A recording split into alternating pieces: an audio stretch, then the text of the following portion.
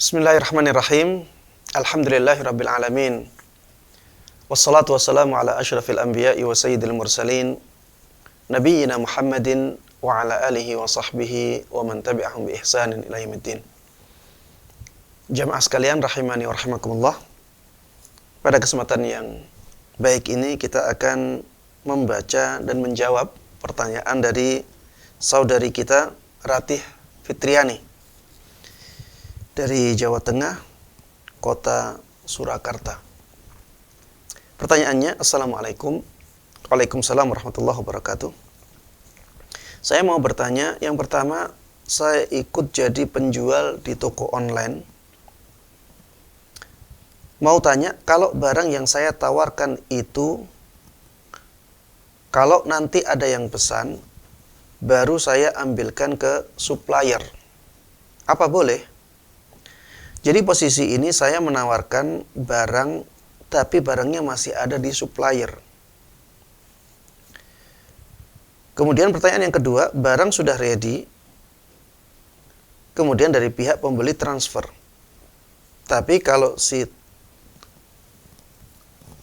pihak toko online uangnya kan masih belum saya terima, bisanya dicairkan setelah barang diterima oleh pembeli.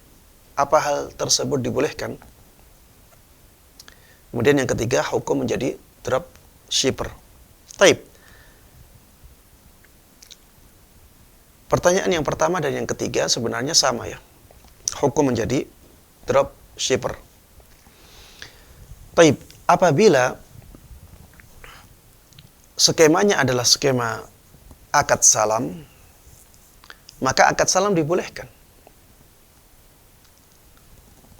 Akad salam adalah akad pesan pengadaan barang yang pembayarannya tunai di awal.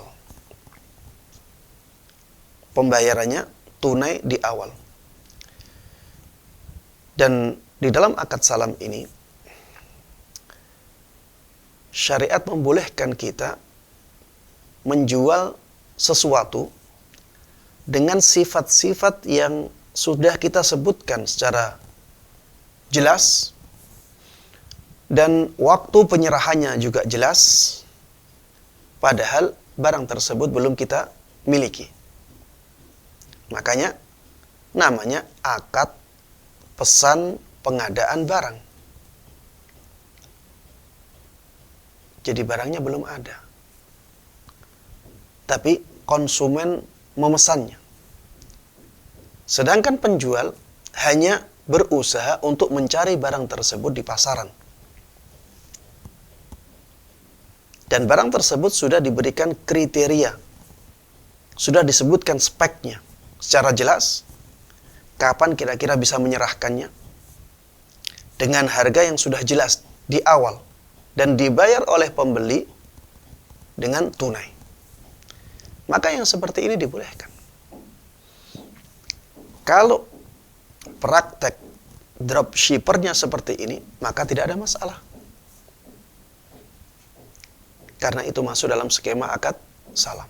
Jadi, kalau kita misalnya berjualan di toko online, kemudian kita merasa mampu untuk mengadakan barang tertentu dengan sifat-sifat tertentu, harganya tertentu, waktu penyerahannya sudah ditentukan, maka walaupun barang tersebut belum kita miliki, tidak ada masalah. Jadi nanti ya kita sebutkan spek barang itu dengan jelas. Kita sebutkan harganya dengan jelas. Kita sebutkan perkiraan barang tersebut diterima oleh pembeli dengan jelas. Ketika ada pesanan, maka pembeli harus membelinya dengan cara tunai. Setelah pembeli mentransfer pembayarannya, maka penjual mencarikan barang itu sesuai dengan spek yang dia sebutkan. Kemudian bisa langsung mengirimnya kepada konsumen atau pembeli. Jadi tidak usah barang tersebut harus dikirimkan dulu kepada penjual, terus setelah itu baru dikirimkan kepada pembeli. Tidak perlu seperti itu. Karena ini skemanya skema akad salam, tidak seperti jual beli biasanya. Kalau jual beli yang biasanya, ya, maka barang harus dibeli dulu. Kemudian setelah sampai ke tangan, setelah dikuasai, setelah diserah terimakan, baru kita boleh menjualnya kepada orang lain. Dalam skema akad salam, ya, syarat kepemilikan barang digugurkan oleh syariat. Kalau syarat kepemilikan barang digugurkan oleh syariat, apalagi syarat yang setelahnya, yaitu syarat serah terima barang, itu juga akan digugurkan oleh syariat. Makanya dibolehkan, ya, orang yang melakukan akad salam ini, dia belum memiliki barang, kemudian dia mencarikan barang di pasaran, setelah itu dia langsung kirim barang tersebut dari pemroduksi misalnya, atau dari penjual lain, untuk dikirimkan kepada pembelinya dia. Ya. Jadi dropshipper kalau skemanya seperti ini, maka dibolehkan. Tapi saya tidak mengatakan bahwa semua praktek dropshipper itu dibolehkan. Praktek yang seperti saya jelaskan, ya, itu yang dibolehkan. Wallahu ta'ala alam, meskipun, ya, ada sebagian ulama yang tidak membolehkannya. Tapi ana lebih condong ke pendapat yang membolehkannya, karena bisa dimasukkan ke skema akad salam yang pernah dan banyak dipraktekkan di zaman Nabi Muhammad sallallahu alaihi wasallam. Ya. Dulu di zaman Nabi Muhammad sallallahu alaihi wasallam ada akad salam. Jadi orang yang ingin mendapatkan kurma di musimnya kurma, dia telah memesan kurma tersebut setengah tahun sebelum musim kurma, dengan tujuan bisa mendapatkan harga yang lebih murah. Penjual ketika itu belum memiliki kurmanya, tapi penjual bisa mudah untuk mendapatkan kurma di saat musim kurma. Dan di sini ada simbiosis mutualisme. Ada kerjasama yang saling menguntungkan. Pembeli mendapatkan harga yang murah, penjual bisa mendapatkan uang yang bisa dia olah, bisa dia putar sebelum waktu musim kurma datang. Sehingga dia mampu menjual dengan harga yang murah, karena dia bisa mendapatkan keuntungan dari adanya uang yang dia pegang saat itu. Nanti ketika musim kurma datang, maka penjual harus menyediakan kurma yang dipesan oleh pembeli.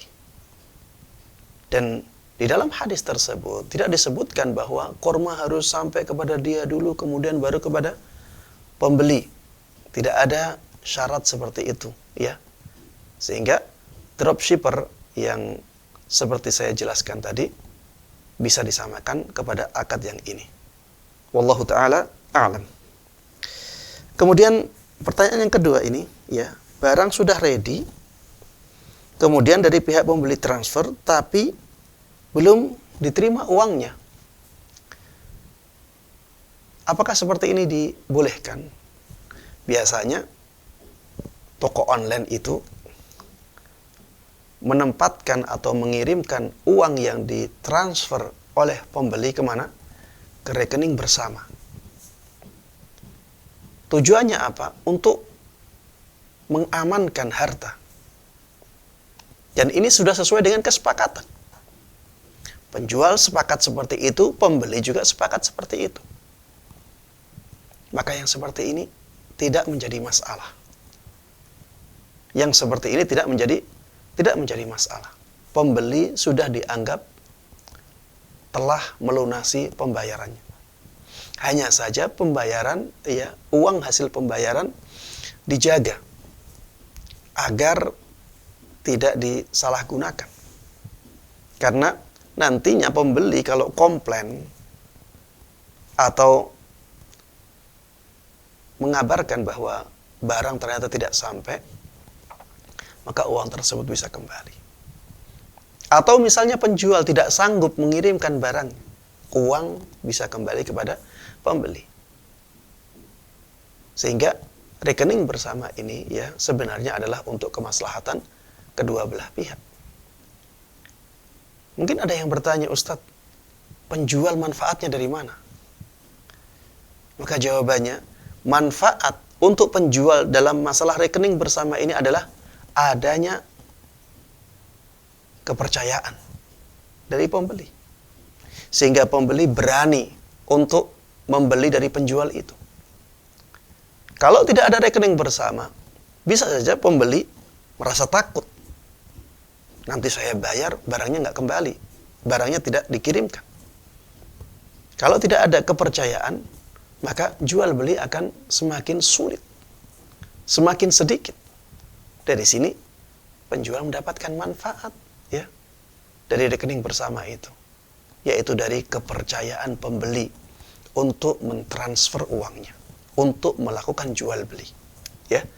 Sehingga rekening bersama, ya ini untuk kemaslahatan bersama, kemaslahatan penjual, kemaslahatan pembeli, dan juga kemaslahatan pemilik toko online.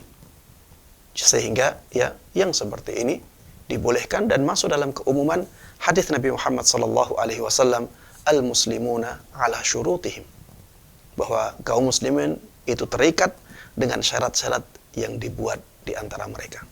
Demikian, wallahu taala a'lam.